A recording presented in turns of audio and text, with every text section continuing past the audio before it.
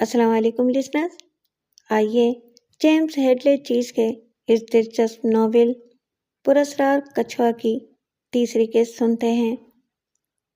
کہانی شروع کرنے سے پہلے آپ سے گزارش ہے کہ اگر آپ کو کہانی پسند آتی ہے تو پلیز میرے چینل کو سبسکرائب کریں اور لائک کریں۔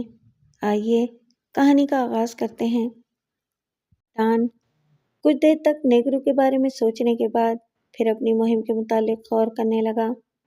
ابھی تک کوئی بات معلوم نہیں ہوئی تھی اور ایک ہفتے کی مہلت کے 2 قیمتی دن خرچ ہو چکے تھے۔ ایک مشکل سوال یہ بھی تھا کہ اگر وہ عملی تحقیقات کی ابتدا کرے بھی تو کہاں سے کرے، کس سے پوچھے، کس کے پاس جائے۔ پولیس سے رجوع کرنے کا تو سوال ہی پیدا نہیں ہوتا تھا۔ پیڈونی اس بک سیلر کا نام تھا جس کی دکان سے مرین کتابیں خرید کر لائی تھی۔ ممکن ہے پیڈونی اس بارے میں کچھ جانتا ہو۔ جب وہ اور مرین کتابیں خرید رہے تھے تو پیڈونی نے بتایا تھا کہ وہ اور اس کے آباء و اجداد ہمیشہ سے سینا میں رہتے چلے آئے ہیں۔ ڈان نے اپنی شراب ختم کی اور نیگرو کی طرف دیکھا جو اچانک اپنی میز سے کھڑا ہو گیا تھا۔ ڈان نے اندازہ لگایا کہ وہ 7.5 فٹ سے کم اونچا معلوم نہیں ہوتا تھا اور اتنی غیر معمولی اس کی جسامت تھی کہ اس کے اٹھتے ہی بیٹھے ہوئے تمام لوگ اس کی طرف چونک چونک کر دیکھنے لگے۔ نیگرو نے اپنا سفید ہیٹ اٹھا کر سر پر رکھا اور کیفے سے باہر نکل گیا۔ کسی نامعلوم احساس نے ڈان کو اس کا تعاقب کرنے پر اکسایا۔ اس نے بل ادا کرنے کے لیے ویٹر کو ہاتھ کے اشارے سے بلایا۔ یہ نیگرو کون تھا؟ ڈان نے بل کی رقم ویٹر کے ہاتھ میں دیتے ہوئے پوچھا۔ معلوم نہیں، ویٹر نے جواب دیا۔ ویسے تقریباً 6 ماہ سے وہ روزانہ رات کے وقت یہاں آئس کریم کھانے آتا ہے۔ اس نے کبھی اپنے منہ سے کچھ بتایا نہیں اور میں نے پوچھنے کی ہمت نہیں کی۔ مجھے اس کی صورت سے ڈر لگتا ہے۔ یقیناً وہ کوئی شریف آدمی معلوم نہیں ہوتا۔ شاید تم ٹھیک ہی کہتے ہو، ڈان نے جواب دیا اور جلدی سے کیفے سے باہر آ گیا۔ مگر اتنی ہی دیر میں نیگرو نہ جانے کہاں غائب ہو چکا تھا۔ ڈان 1 گھنٹے تک مختلف سڑکوں اور گلیوں میں یوں ہی بے مدعا گھومتا رہا۔ اسے بار بار احساس ہو رہا تھا کہ اس طرح وہ محض اپنا قیمتی وقت ضائع کر رہا تھا۔ رات کے 11 بجے اپنی ٹانگیں تھکا کر ڈان اس جگہ کی طرف چل پڑا جہاں اس نے اپنی کار چھوڑی تھی۔ راستے میں ایک چھوٹی سی پہاڑی بھی پڑتی تھی۔ اس پہاڑی پر سینا کا سب سے مشہور اور سب سے پرانا گرجا تعمیر تھا اور یہ وہی گرجا تھا جو ڈان نے جینا کے ایک فوٹو کے پس منظر میں دیکھا تھا۔ آپ سے آپ اس کے قدم گرجا کی طرف جانے والی تنگ سی سڑک کی طرف اٹھ گئے۔ سڑک کے دونوں طرف پہاڑی درخت اگے ہوئے تھے۔ اچانک ڈان نے درختوں کے گہرے سایوں سے ایک لڑکی کو نکلتے دیکھا۔ وہ اس سے 50-60 گز آگے تھی۔ ڈان کو تعجب ہوا۔ اگر وہ اس سے آگے آگے چل رہی تھی تو اس نے اب تک اس لڑکی کو کیوں نہیں دیکھا؟ ممکن ہے وہ درختوں کے سائے میں چل رہی ہو۔ ڈان نے اپنے آپ کو یقین دلانے کی کوشش کی۔ اس نے ابھی لڑکی کی ایک جھلک ہی دیکھی تھی کہ وہ دوبارہ درختوں کے سائے میں چھپ گئی، مگر اتنی جھلک ہی دیکھنے کے لیے کافی تھی کہ اس لڑکی کے بال گہرے سرخ رنگ کے ہیں۔ جوش سے ڈان کا دل دھڑکنے لگا۔ اگرچہ اس نے اس کی صورت نہیں دیکھی تھی مگر اسے یقین ہو گیا کہ وہ لوری لی کے علاوہ کوئی اور نہیں ہو سکتی۔ کچھ فاصلے پر ایک بلند محراب بنی ہوئی تھی۔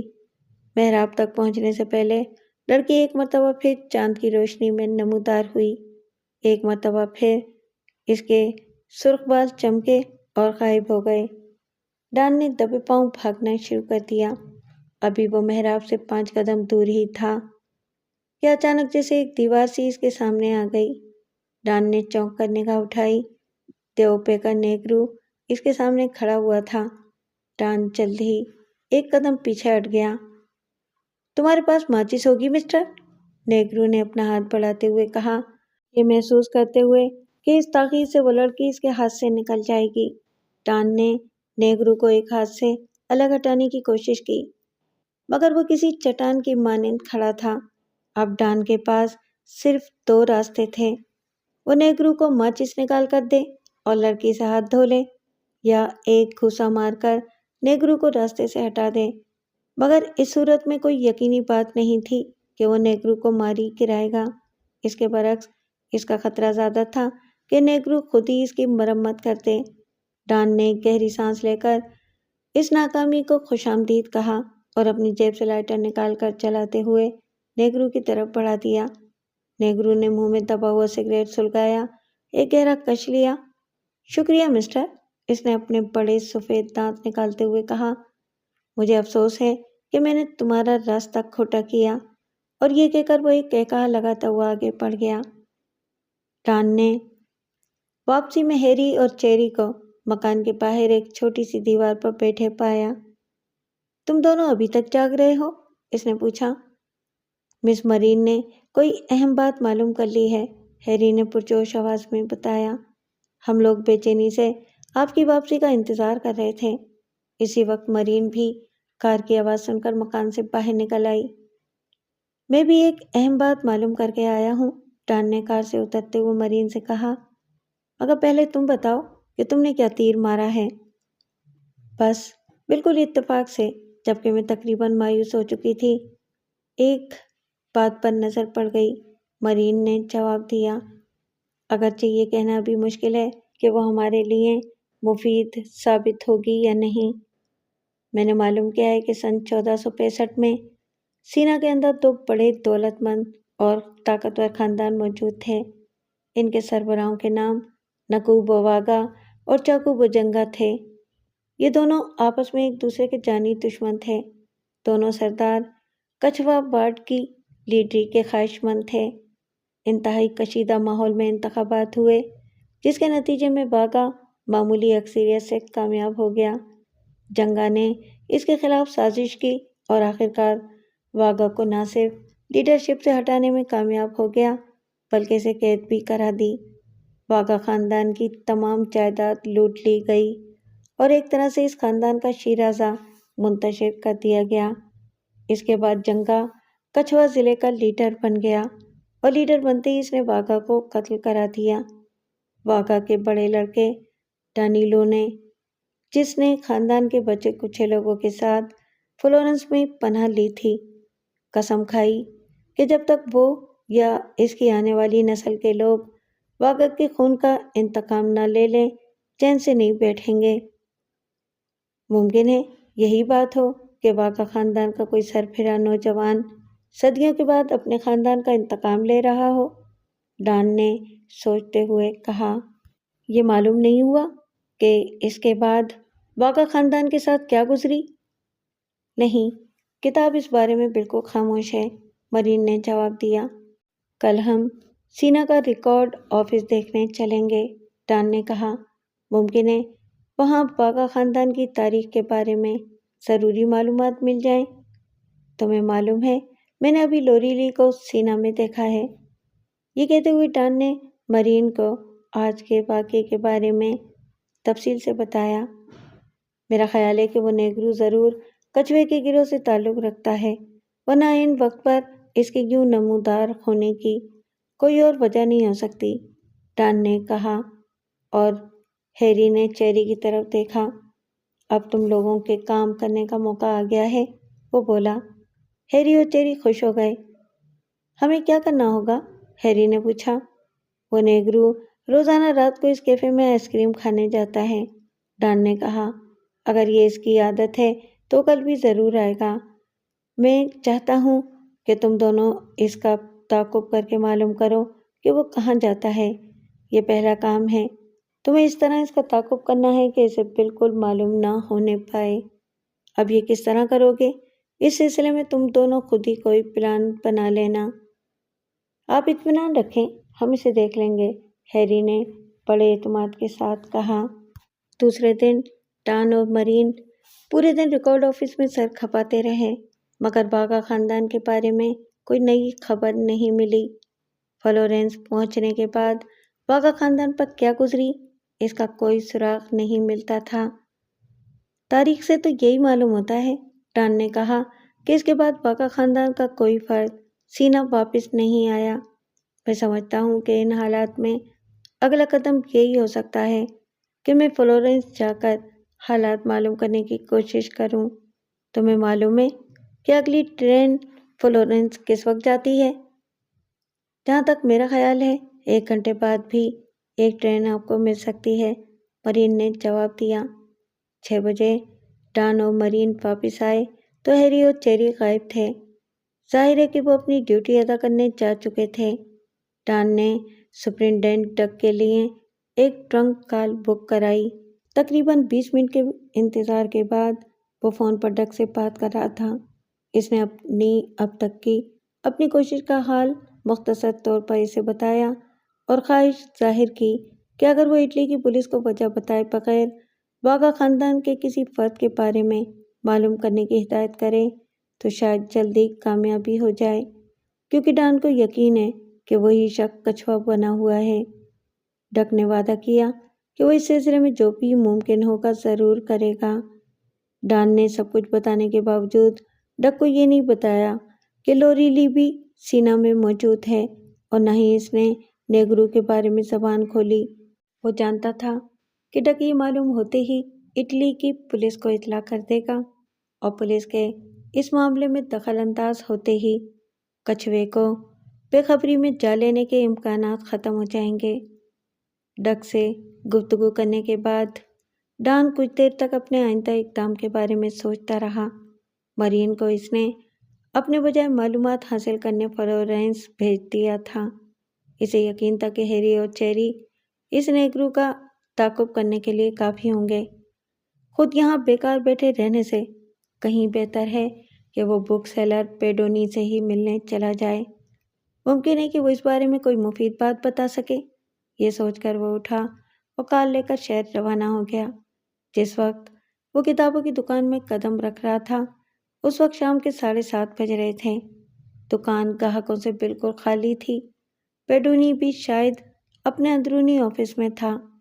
डॉन तवारीखी किताबों की अलमारी की तरफ बढ़ गया और अभी मुख्तलिफ किताबों के नाम देख रहा था कि पेडोनी भी आ गया। गुड इवनिंग मिस्टर मेलकम, इसने मुस्कुराते हुए कहा। फरमाइए, अब कौन सी किताबें आपको दिखाऊं? पेडोनी छोटे कद का गोल मटोल आदमी था और बज़ाहिर उम्र के एतबार से 60 साल से कम मालूम नहीं होता था। इसकी छोटी छोटी आंखें मोटे शीशों की ऐनक के पीछे से झांकती हुई बड़ी अजीब सी लगती थीं। पेडोनी इटालियन ज़बान में बातें कर रहा था। मुझे एक ऐसी किताब की ज़रूरत है जिसमें सन 1400 से 1600 तक के हालात पूरी तफसील से बयान किए गए हों, डॉन ने जवाब दिया। पेडोनी ने 1-2 किताबों के नाम बताए मगर डॉन ने नफ़ी में सर हिला दिया। मैं ये किताबें देख चुका हूँ, वो बोला। मुझे एक ऐसी किताब की तलाश है जिसमें सीना के ज़िलों के बारे में तफसीलात बताई गई हों। तो फिर आप मारिनो की किताब देखें। उसने एक बुरे बाब में इस मौजू पर कलम उठाया है। मैं कल चर्च की लाइब्रेरी में गया था, डॉन ने सरसरी लहजे में कहा, और मुझे वहाँ एक तस्वीर देखकर बड़ा ताज्जुब हुआ। इस तस्वीर में पोप पिकोलो मोनी को जेम्स कोर्ट में खड़ा दिखाया गया था। आखिर पोप पिकोलो मोनी स्कॉटलैंड किस तरह पहुँचे थे? ये सन 1485 का वाक़या है, पेडोनी ने जवाब दिया। इस ज़माने में पोप पिकोलो मोनी को सेनवा की इंतज़ामिया का रुकन चुना गया था और इसी हैसियत से वो एक सिफारती मकसद से स्कॉटलैंड गए थे। फिर तो ये गालिबन जंगा दौरे हुकूमत की बात हुई, डॉन ने बदस्तूर सरसरी लहजे में कहा। मैंने तुम्हारी दी हुई एक किताब में पढ़ा है कि जंगा ने अपने एक ज़बरदस्त दुश्मन को शिकस्त देकर इक़्तिदार हासिल किया था। पेडोनी की आंखों में गहरी सोच के तासुरात ज़ाहिर हुए। मेरे लिए तो जंगा का नाम भी गैर मानूस है, वो बोला। वो और उसका दुश्मन सीना के कछुए ज़िले की लीडरशिप के उम्मीदवार थे। जंगा हार गया और उसने अपने जीते हुए दुश्मन के खिलाफ साजिश करके इसे फ्लोरेंस भागने पर मजबूर कर दिया। जहाँ तक मुझे याद आता है इस दुश्मन का नाम वागा था। पेडोनी ने इनकार में सर हिलाया। मुझे इस बारे में कुछ मालूमात नहीं है, उसने कहा। कोई बात नहीं, डॉन ने मारिनो की किताब उठाकर इसकी कीमत देते हुए कहा। ممکن ہے کہ اس کتاب میں وہ باتیں مل جائیں جن کی مجھے تلاش ہے۔ اگر آپ میرے پاس اپنا پتہ چھوڑ جائیں، پیڈونی نے کہا، تو شاید میں کوئی کتاب تلاش کر کے آپ کو اطلاع دے سکوں۔ اس کی کوئی ضرورت نہیں، میں پھر آ جاؤں گا، ڈان نے جواب دیا۔ شاید آپ کانٹیننٹل ہوٹل میں ٹھہرے ہوئے ہیں، پیڈونی نے کہا، اور ہر چند کہ اس نے اپنے لہجے کو سرسری بنانے کی کوشش کی تھی، مگر ڈان کو اس کے لہجے کے پیچھے کچھ اضطراب چھپا ہوا محسوس ہوا۔ میں پھر آؤں گا، یہ کہتے ہوئے ڈان جلدی سے دکان سے باہر نکل آیا۔ پیڈونی نے ڈان کو دکان سے نکل کر تنگ گلی میں لوگوں کے ہجوم میں غائب ہوتے ہوئے دیکھا اور جلدی سے دکان کا بیرونی دروازہ مقفل کرتے ہوئے وہ اپنے آفس میں آ گیا۔ اندر ایک سرخ بالوں والی لڑکی، جو کہ ظاہر ہے لوری لی کے علاوہ اور کوئی نہیں تھی، بے چینی سے اس کی واپسی کی منتظر تھی۔ یہ وہی آدمی تھا جو کل رات میرا تعاقب کر رہا تھا، اس نے پیڈونی کو بتایا۔ تمہارے خیال میں کیا اس کا تعلق پولیس سے ہو سکتا ہے؟ پیڈونی نے پوچھا۔ بے وقوفی کی باتیں مت کرو، لوری لی تیز لہجے میں بولی۔ کیا وہ کوئی پولیس والا نظر آتا ہے؟ مجھے تو شبہ ہے کہ یہ کہیں وہی شخص نہ ہو جس نے لندن میں میرا پیچھا کیا تھا۔ اور یہ کہہ کر لوری لی نے میز پر رکھے ہوئے فون کا ریسیور اٹھا کر کوئی نمبر ڈائل کیا۔ ولی، رابطہ قائم ہونے پر اس نے کہا، تمہارے لیے ایک کام ہے۔ شہر میں ایک لمبے قد اور طاقتور جسم کا امریکن آیا ہوا ہے۔ اس کی عمر تقریباً 35 سال ہے، سیاہ بال، سیاہ آنکھیں اور چھوٹی چھوٹی مونچھیں رکھتا ہے۔ اس کے سیدھے گال پر ایک بڑا سا مسا بھی ہے۔ ابھی وہ یہاں سے رخصت ہوا تو سبز رنگ کا لینن کا کوٹ پہنے ہوئے تھا۔ اسے تلاش کرو اور معلوم کرو کہ وہ اکیلا ہے یا اس کے ساتھ اور لوگ بھی ہیں۔ کہاں ٹھہرا ہوا ہے؟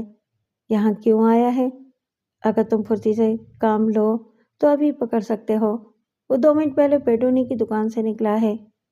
گفتگو ختم کر کے لوری لی نے ریسیور واپس کریڈل پر ڈال دیا اور اپنا کوٹ جو کرسی کی پشت پر لٹک رہا تھا اٹھا کر پہننے لگی۔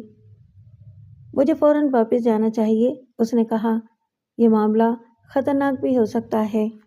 فلیکس قد آدم آئینے کے سامنے کھڑا ہوا اپنے خوبصورت چہرے کو بڑے فخریہ نظروں سے دیکھ رہا تھا، اور کوئی شک نہیں کہ وہ کسی خوبصورت سے خوبصورت فلمی ہیرو سے کم نہیں تھا۔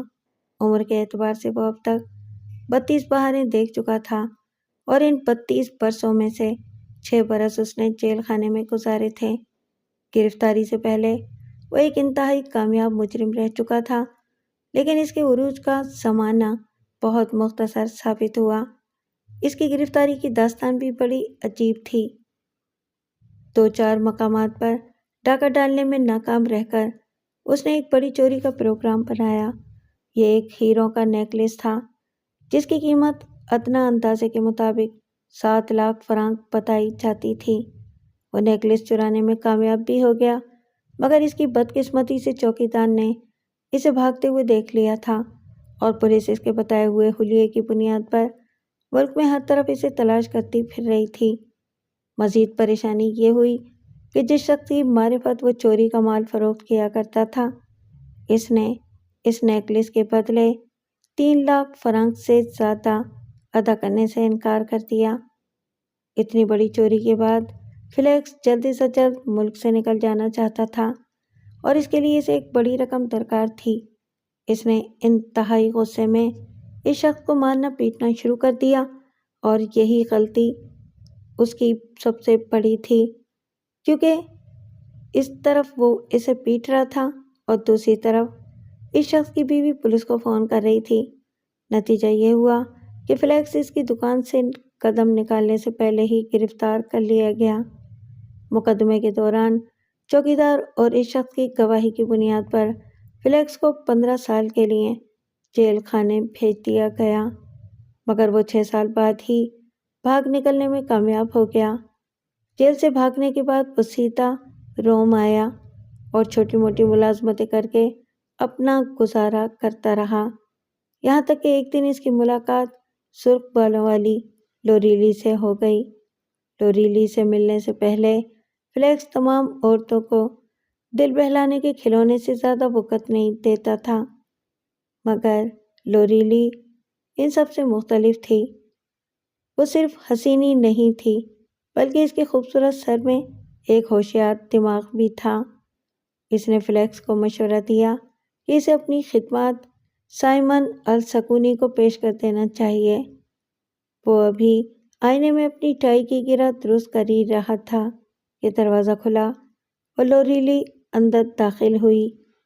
وہ مسکراتا ہوا اس کی طرف گھوما، مگر اس کی مسکراہٹ لوریلی کے زرد پڑتے ہوئے چہرے کو دیکھ کر ایک دم غائب ہو گئی۔ کیا بات ہے؟ فلیکس نے جلدی سے پوچھا۔ لوریلی نے جواب دینے سے پہلے احتیاط سے دروازہ بند کیا۔ تمہیں یاد ہے کہ میں نے تمہیں ایک شخص کے بارے میں بتایا تھا جس نے لندن میں میرا تعاقب کیا تھا؟ لوریلی نے گھبرائے ہوئے لہجے میں کہا۔ پھر میں نے تمہیں یہ بھی بتایا تھا کہ کل رات بھی میرے پیچھے وہ لگا ہوا تھا۔ وہی آدمی آج پیٹونی کی دکان میں آیا تھا۔ اسے ایک ایسی کتاب کی تلاش تھی جس میں سینا کی پرانی تاریخ بیان کی گئی ہو، خاص طور سے اس کے 17 ضلعوں کی تاریخ۔ اس میں بھی اس نے کچھوے ضلع کا خاص طور سے ذکر کیا تھا۔ فلیکس کے چہرے کے عضلات ایک دم تن گئے۔ تمہیں یقین ہے کہ یہ وہی آدمی تھا؟ اس نے پوچھا۔ ہاں، اگرچہ میں اس کا چہرہ پوری طرح نہیں دیکھ سکی، مگر اس کی جسامت، آواز اور چلنے پھرنے کے انداز سے مجھے یقین ہے کہ یہ وہی تھا۔ مگر وہ ہے کون؟ مجھے معلوم نہیں، لوریلی نے جواب دیا۔ میں نے ولی کو اس کا حلیہ بتا کر اس کے پیچھے لگا دیا ہے۔ فلیکس نے سگریٹ سلگایا اور آتش دان کے قریب پڑی ہوئی کرسی پر بیٹھ گیا۔ مجھے وہ پولیس کا آدمی معلوم نہیں ہوتا، لوریلی نے اپنی بات جاری رکھتے ہوئے بتایا۔ وہ ایک امریکن ہے اور اپنے لباس اور رکھ رکھاؤ سے کافی دولت مند معلوم ہوتا ہے۔ اس نے جنگا اور والگا کے نام بھی لیے تھے۔ ایسا معلوم ہوتا ہے کہ ان دونوں خاندانوں کی تاریخ سے وہ اچھی طرح واقف ہے۔ مجھے پہلے ہی خطرہ تھا کہ ہم بہت سی باتوں میں لاپرواہی کر رہے ہیں، کہیں ایسا نہ ہو کہ کوئی ذہین آدمی تمام حالات پر غور کر کے ہمارے صحیح سراغ پر لگ جائے۔ تم بہت گھبرائی ہوئی ہو اور پریشان معلوم ہوتی ہو، فلیکس نے جواب دیا۔ ہمیں ہمت سے حالات کا مقابلہ کرنا چاہیے۔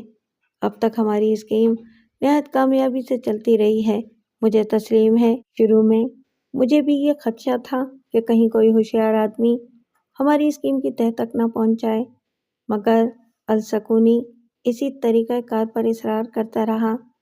وہ سچ مچ یہی خیال کرتا ہے کہ وہ اپنے آباء و اجداد کا انتقام لے رہا ہے۔ یہ بھی ظاہر ہے کہ ہم اپنے طور پر اس اسکیم کو نہیں چلا سکتے تھے۔ ذرا خیال کرو کہ ہم اس کے ذریعے کتنی دولت کما رہے ہیں۔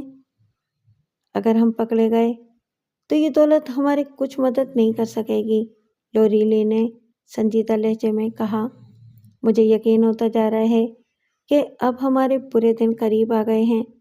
وہ امریکن ہمارے پیچھے لگا ہوا ہے، وہ اپنی معلومات پولیس کو بتا دے گا اور پھر ہم بچ کر نہیں نکل سکیں گے۔ میں تو کہتی ہوں کہ ہمارے لیے یہ بہترین موقع ہے کہ اس گروہ سے علیحدہ ہو جائیں۔ علیحدہ ہو جائیں؟ کیا مطلب ہے تمہارا؟ فلیکس چونک کر بولا۔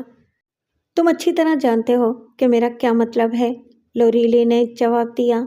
اس سے پہلے کہ ہم چوہے کی طرح پولیس کے جال میں پھنس جائیں، ہمیں یہاں سے نکل جانا چاہیے۔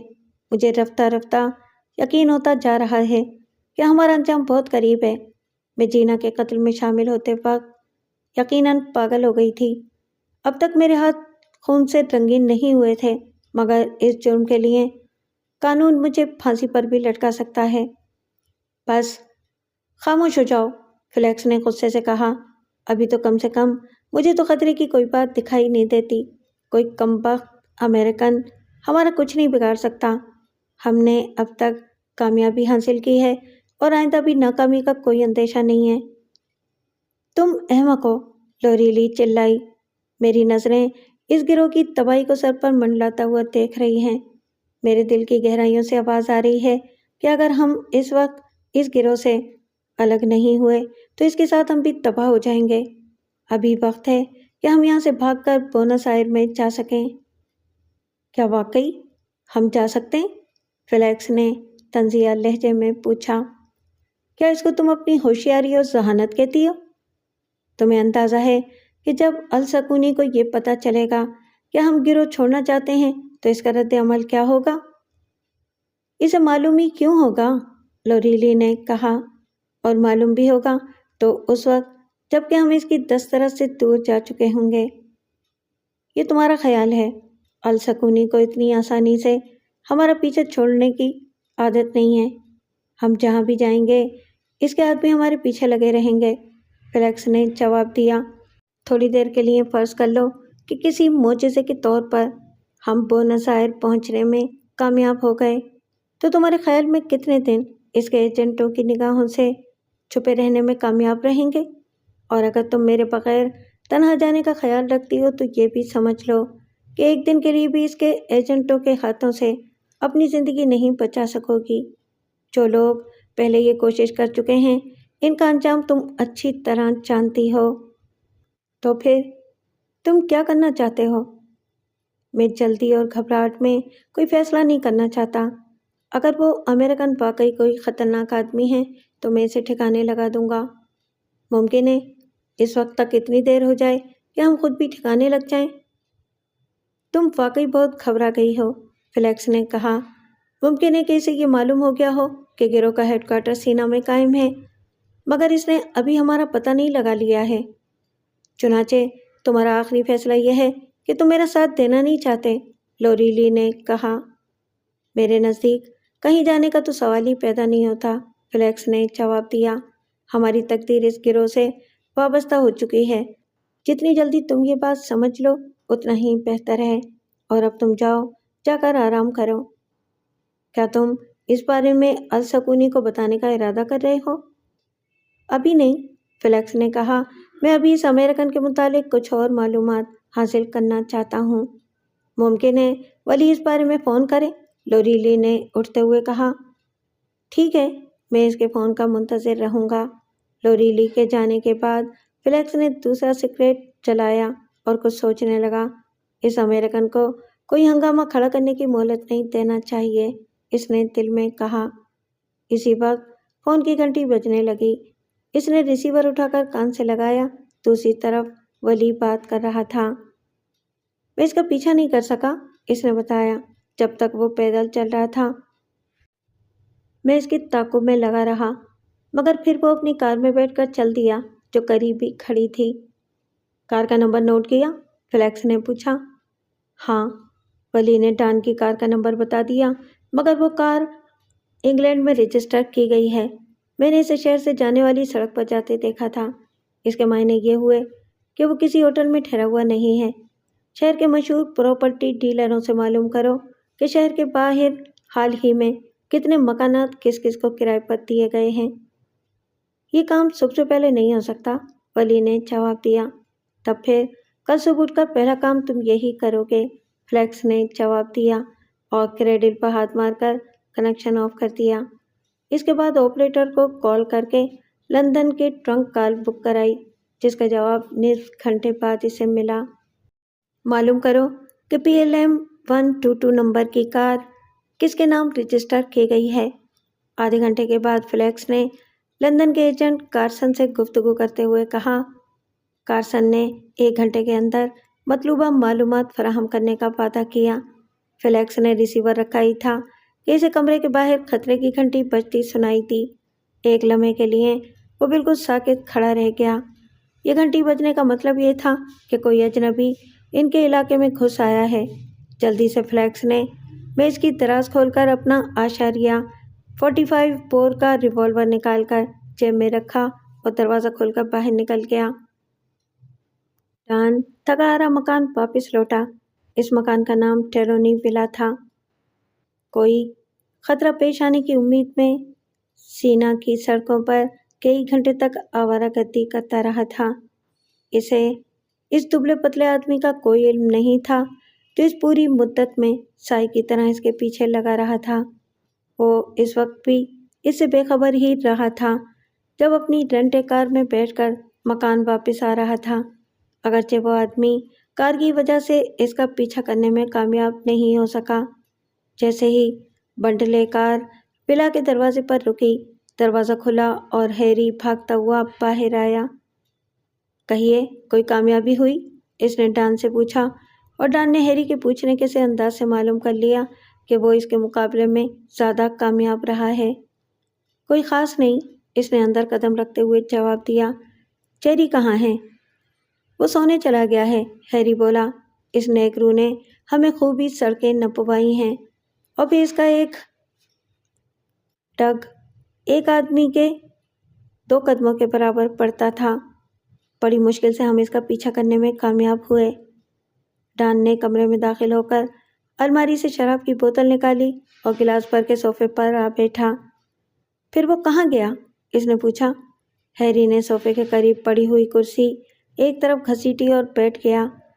ہمیں سارے شہر کا چکر لگوانے کے بعد وہ ایک کار میں بیٹھ کر ہوا ہو گیا، ہیری نے ٹھنڈی سانس بھر کے جواب دیا۔ لیکن اگر ہمارے پاس کار ہوتی تب بھی ہم بغیر اپنے آپ کو ظاہر کیے اس کا پیچھا نہیں کر سکتے۔ جس سڑک پر وہ جا رہا تھا وہ میلوں تک بالکل سیدھی چلی گئی ہے، مگر اس سے ایک فائدہ بھی ہوا۔ میں اس کے پیچھے جائے بغیر کافی دور تک اسے دیکھتا رہا، اور میرا اندازہ ہے جناب کہ وہ تقریباً کوئی 2 میل آگے جا کر ایک مکان کی طرف مڑ گیا۔ اگر آپ اجازت دیں تو میں ابھی سڑک پر جا کر معلوم کر لوں کہ وہ کون سا مکان ہو سکتا ہے۔ مجھے یقین ہے کہ میں وہ جگہ معلوم کر لوں گا جہاں اس نے اپنی کار موڑی تھی۔ چلو پھر تمہارے یقین کو بھی آزمائے لیتے ہیں، ڈان نے گلاس خالی کر کے اٹھتے ہوئے کہا۔ دونوں ایک مرتبہ پھر مکان کے باہر آ کر کار میں بیٹھ گئے۔ ڈان نے انجن اسٹارٹ کر کے کار کا رخ سڑک کی طرف موڑ دیا۔ مجھے اندیشہ ہے، ڈان کچھ دیر تک خاموشی سے کار ڈرائیو کرنے کے بعد بولا، کہ آج کچھوے کے کسی نہ کسی آدمی کو مجھ پر شبہ ہو گیا ہے۔ میں پیڈونی کے بارے میں اس خیال سے گیا تھا کہ اس بوڑھے آدمی کو شاید پاکا خاندان کے بارے میں کوئی بات معلوم ہوگی، اور ایسا معلوم ہوتا ہے کہ میرے سوالات نے اس بوڑھے کو بری طرح چونکا دیا۔ وہ میرا نام و پتہ معلوم کرنے کے لیے بڑا بے چین معلوم ہو رہا تھا۔ کوئی تعجب کی بات نہ ہوگی اگر آخر کار پیڈونی کا تعلق بھی کچھوے کے گروہ سے ہی نکلے۔ اس نیگرو نے تمہیں دیکھ تو نہیں لیا تھا؟ ہیری نے انکار میں سر کو جنبش دی۔ اس نے ایک مرتبہ بھی پلٹ کر نہیں دیکھا تھا، بس کیفے سے نکل کر گلیوں کے چکر لگانے لگا تھا۔ ہیری ایک دم چونک کر کھڑکی سے باہر دیکھنے لگا۔ یہاں سے سیدھی طرف موڑ لیں، اس نے غور سے ادھر ادھر دیکھتے ہوئے کہا۔ اس ہفچی نے اس جگہ اپنی کار روکی تھی اور اس گلی میں مڑ گیا تھا۔ ڈان نے کار کی اگلی پچھلی تمام بتیاں بجھا دی تھیں۔ گلی بہت زیادہ چوڑی نہیں تھی۔ کچھ دور آگے جا کر ایک کھلا سا میدان آ گیا جس میں گھاس اگی ہوئی تھی۔ ڈان اور ہیری کار سے اتر آئے۔ وہ سامنے دیکھیے، اچانک ہیری ایک طرف اشارہ کرتے ہوئے بولا۔ کوئی بہت بڑی حویلی سی معلوم ہوتی ہے۔ آسمان پر چاند پوری آب و تاب سے چمک رہا تھا، اور اس کی چاندنی میں پتھر کی اونچی دیواروں کے درمیان ایک پرانی وضع کا بہت بڑا سا مکان نظر آ رہا تھا، جس کا بیرونی گیٹ کسی چھوٹے موٹے قلعے کے دروازے کی طرح معلوم ہو رہا تھا۔ میں شرط لگاتا ہوں جناب، وہ نیگرو یقیناً اسی مکان میں گیا ہوگا، ہیری جوش کے ساتھ بولا۔ ڈان اور ہیری جلدی جلدی گھاس کے میدان کو طے کرتے ہوئے پتھر کی دیوار کے نیچے پہنچ گئے۔ آس پاس اس حویلی کے سوا کوئی اور مکان نہیں تھا۔ کیا آپ دیوار پر چڑھیں گے یا میں اندر جاؤں؟ ہیری نے پوچھا۔ تم یہیں ٹھہرو، میں دیکھتا ہوں، ڈان نے جواب دیا۔ ہیری نے ہاتھوں کا سہارا دے کر ڈان کو دیوار پر پہنچا دیا۔ ڈان نے دیکھا کہ دیوار کی دوسری طرف اونچے اونچے درختوں کے جھنڈ میں حویلی واقعی کسی قلعے ہی کی مانند نظر آ رہی تھی۔ اس نے اپنا ہاتھ نیچے لٹکایا اور ہیری کو بھی اوپر کھینچ لیا۔ میں حویلی کی طرف جا رہا ہوں، ڈان نے کہا۔ تم یہاں دیوار پر موجود رہنا۔ ممکن ہے مجھے جلدی میں بھاگنا پڑے تو تم سہارا دے کر دیوار پر چڑھنے میں مدد دے سکو گے۔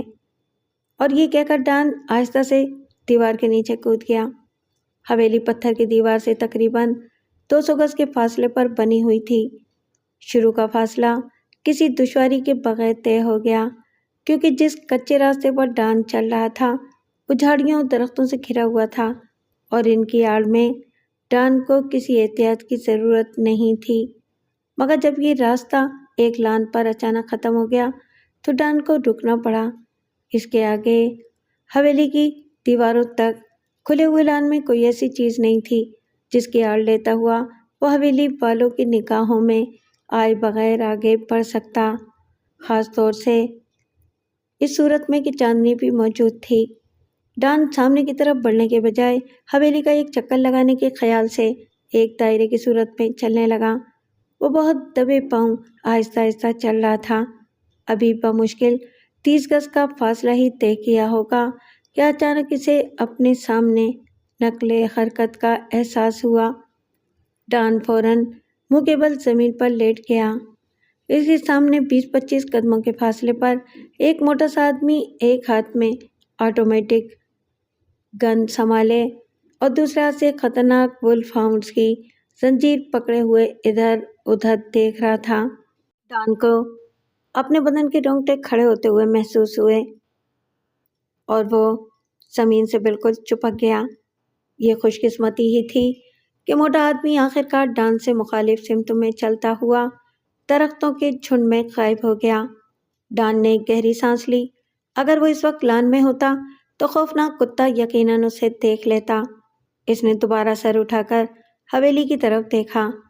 ان حالات میں آگے بڑھنے کا مطلب انتہائی خطرات کو دعوت دینا تھا، مگر ڈان کچھ معلوم کیے بغیر واپس جانا نہیں چاہتا تھا۔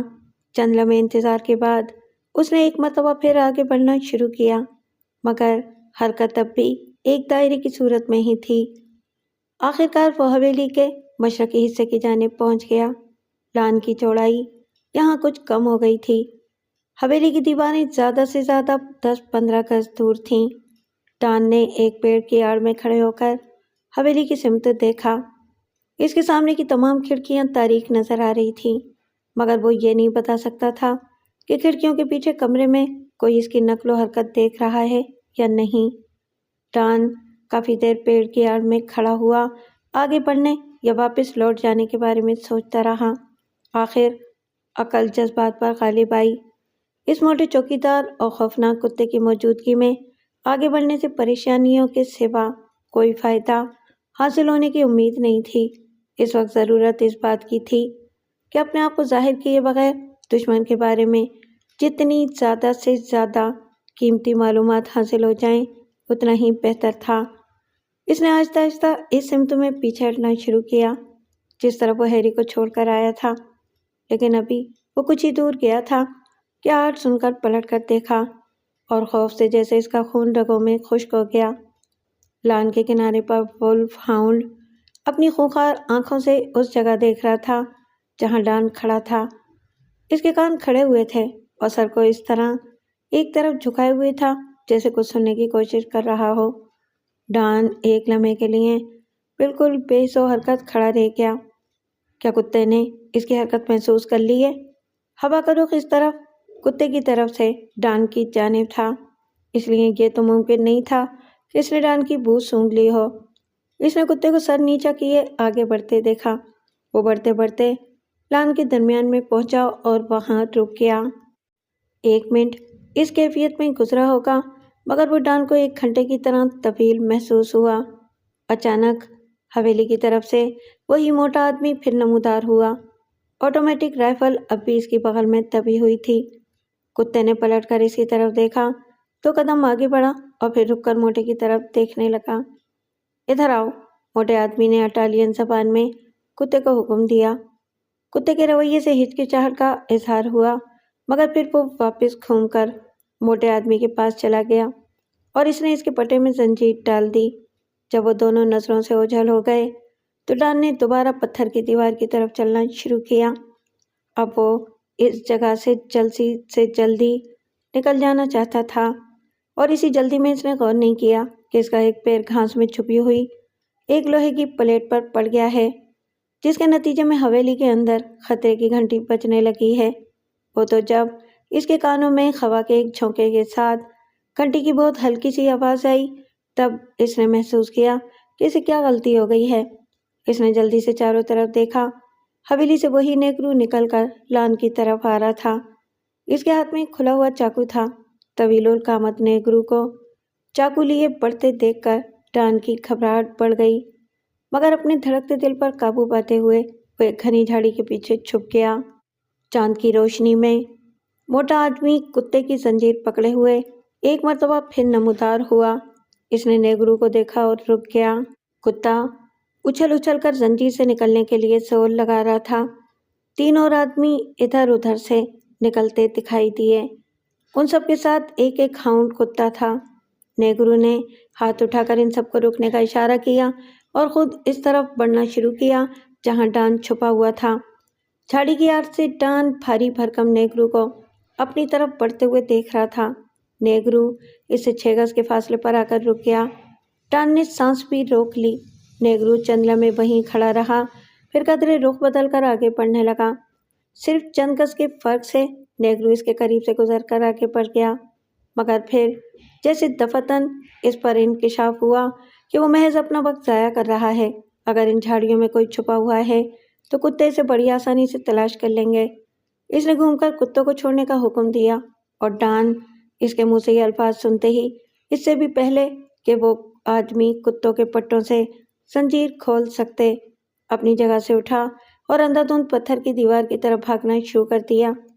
وہ اس طرح جی چھوڑ کر بھاگ رہا تھا جیسے جہنم کی بدروحیں اس کا پیچھا کر رہی ہوں۔ بھاگتے ہوئے اس نے کتوں کے بھونکنے کی آوازیں سنی اور فوراً ہی وہ اس کی طرف دوڑ پڑے۔ ڈان جانتا تھا کہ چند لمحوں کے اندر وہ اسے آ لیں گے اور وہ ان چند لمحوں میں زیادہ سے زیادہ فاصلہ طے کر لینا چاہتا تھا۔ اس کے سامنے ایک بڑا سا درخت تھا۔ اسی اثنا میں ایک کتا دوڑتے دوڑتے اس کے قریب آ گیا۔